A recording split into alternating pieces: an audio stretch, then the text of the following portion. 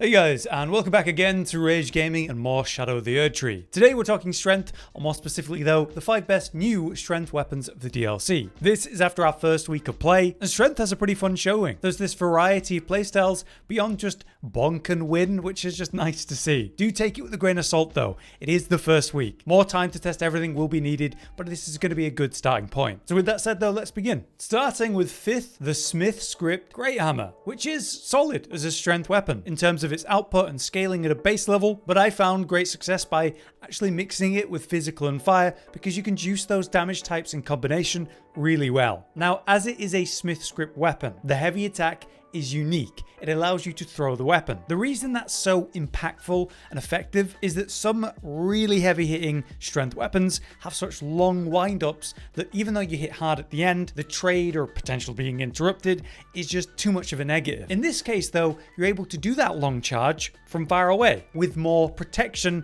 from being interrupted. But this is an even more unique smithscript version because instead of just throwing the weapon, you charge it, then spin, then throw the weapon. So in many cases, it's actually optimal to do this from up close anyway, because you get the many ticks of hits, then the throw, and that leads to better stagger, which maybe provides more opportunities to follow up. The base moveset's fine in itself. It is just a great hammer, the normal bonks and all that, but obviously the big deal here is the heavy attack and throwing. Now, while that is effective and satisfying, especially in the open world where most enemies are going to be interrupted and staggered by that, some bosses don't really care. And that's where it's an issue where, it takes a while to use this heavy. Like I say, there's a wind up to begin with, then the spin, then the throw. To avoid that, you can just tap it. There's still a bit of a wind up, but it's obviously a lot faster. So, fully charging it where the biggest damage is, it definitely traps you in the animation. It's also very expensive on the stamina. But I like it. The output's good, it's unique, it's that satisfying new style of strength weapon. It's easy to play, it's easy to set up, but then the output's balanced. It's not broken, it's just decent, it's good, it's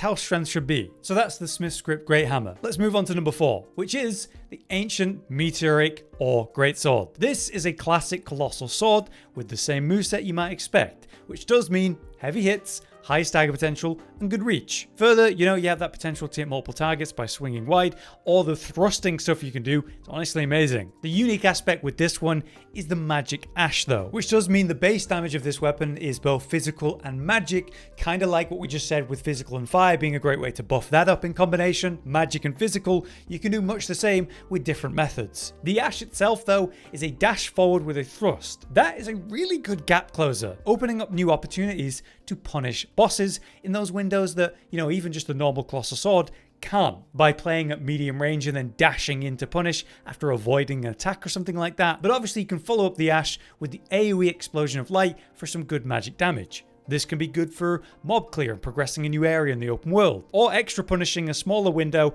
on a boss compared to normal. So I find the output and playstyle unique and respectable for a colossal sword. It's definitely not busted, it's just in a good place. So I think it's a great addition to the colossal sword options, and so I'd recommend checking it out. That brings us to 3rd though, and so I need to give you a quick spoiler warning before I show this.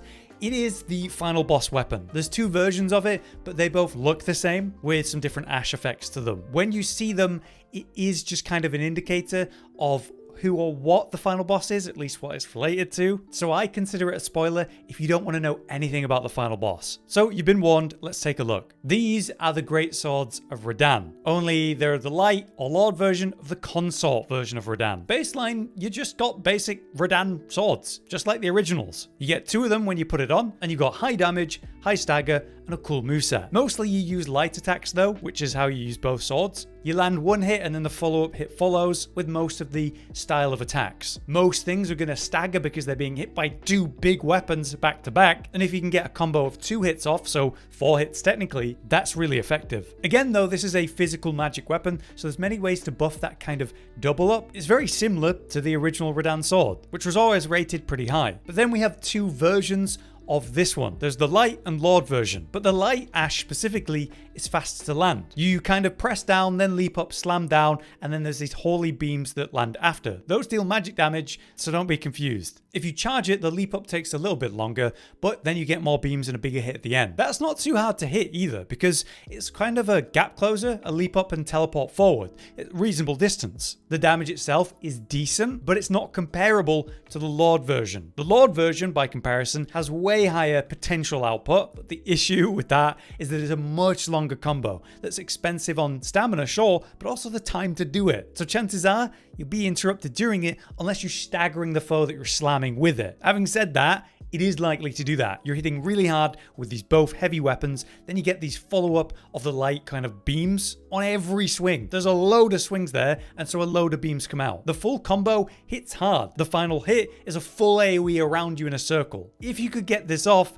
it's phenomenal. But it is very hard to get off because in this DLC, so many of the bosses have such tight, small windows that, actually, you could land the light ash on where you just can't get this long combo off. Still, you could do the first part of this combo, just do the first 2 swings, and that could be a better, shorter punish. And it's undeniable that the Lord version has bigger DPS potential. But what will be more reliable and safer to use, a lot more functional, is the light version, in my opinion. It's up to you which you're going to prefer, but baseline, you've got a good radahn pair of swords as usual, physical and magic to buff up and enhance, and then either a great quick punish or a really high damage but hard to pull off long combo. It's your choice.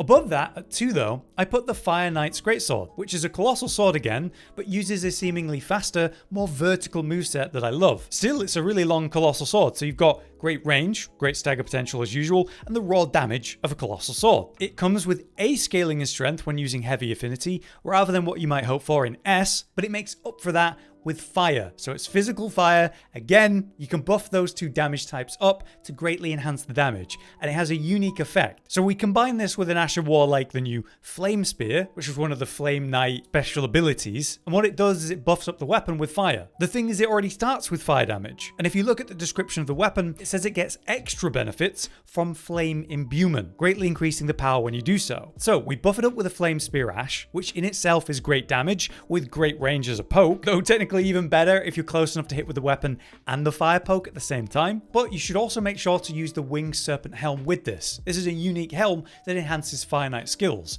It's specifically a 10% boost for Fire Knight skills like Flame Spear. And that's really it. It very much wants you to use fire damage. With things like Flame Grant Me Strength and You Wondrous Physic, you can massively enhance that. The moveset is just quick for a colossal sword, and then you've got the Ash of War for range punish, or fully charging it to punish a nice window, leading to stagger and heavy hits even from good range. And I've also seen that it's killer in PvP for similar reasons. So I rate the weapon very highly in general at this point. I don't think there's anything too flashy or flary about this, but it's just very effective. So I put it at 2nd for a good reason.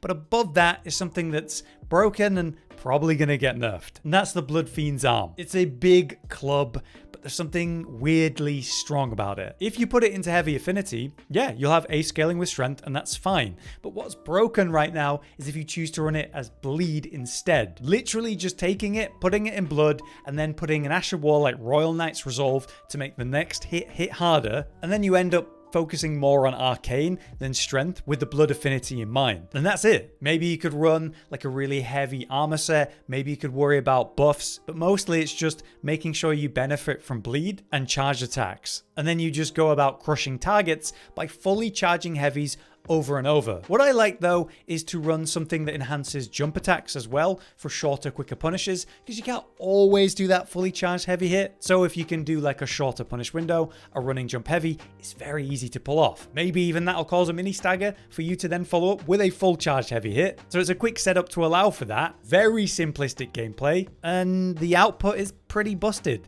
seemingly overtuned. So I am expecting a nerf on this one, and I think a lot of people are looking at it right now because it's so simple and so effective. But where I don't think the Fire Knight's greatsword is going to get nerfed, I think Bloodfiend's arm very well could be. So if you're looking to use something that's strong right now, before it does get nerfed, I'd probably recommend this. But yeah, there you have it. That's my first week look at these strength weapons and what's been solid and fun in the showings so far. I'm honestly pretty pleased because there's a nice variety to this. Keep in mind though, there's definitely more we can test, so let us know if you tried anything else with good results that we can consider in the future. For now though, I hope this was useful. Drop a like if it was. I've been Hollow, you've been you. Thank you for watching. We'll see you next time.